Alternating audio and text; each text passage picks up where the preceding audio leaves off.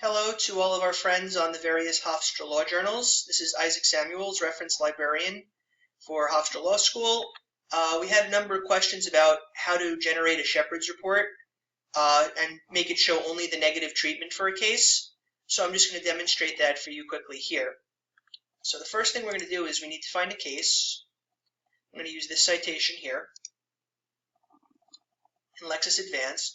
Remember, Lexis is the one that controls Shepard's. They own it.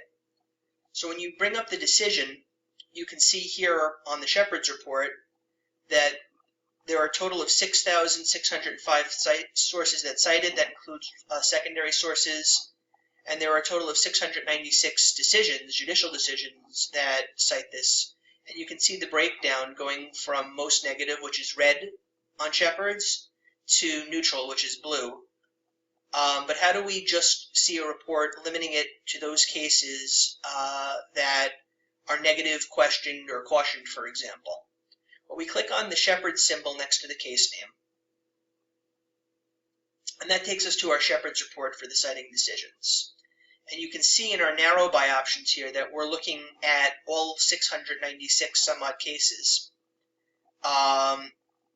So we can go to select multiple at the bottom of that list, and you can choose what you want to limit your view to. Now in this example, I'm going to select warning, questioned, and caution, which are the three most negative types.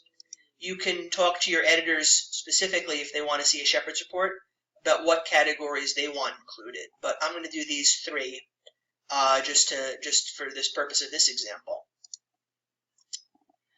And what that's going to do, as you can see under narrowed by, that's going to narrow it as we had stated, whether it's questioned, warning, etc. And the next step is we go to our sort by options.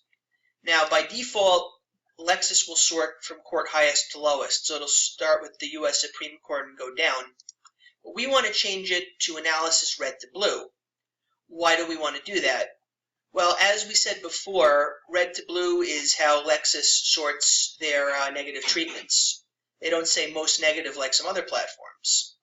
And you can see here that, red being the worst, or most negative, I should say, warnings overruled, questioned, not specifically overruled, and caution, which is something that courts are starting to make rumblings, so to speak, that there might be a problem here.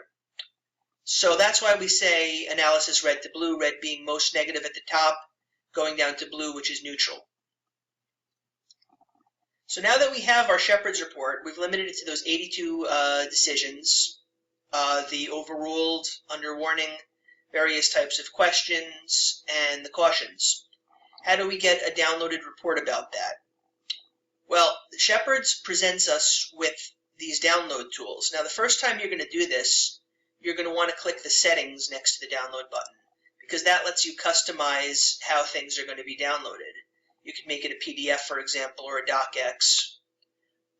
We are going to make it a PDF, but most importantly, we're going to see that we want only citing decisions, and we only want what we've narrowed it to.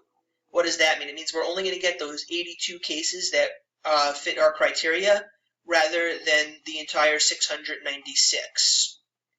And then we're going to click download. Now when we click download, we get this pop-up window. So make sure your pop-up windows are available for Lexis.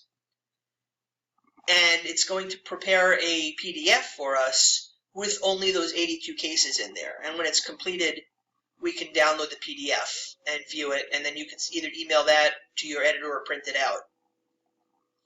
Once you have already selected how you want these things customized, in the past rather, we're going to use this one, custom next to download, you can simply click the download button, and that will use your prior settings that you've set up. So it will only take your narrowed bys, for example. So in a nutshell, that's how you download a negative Shepard's report on a case. If you have any questions, please be sure to ask one of the reference librarians.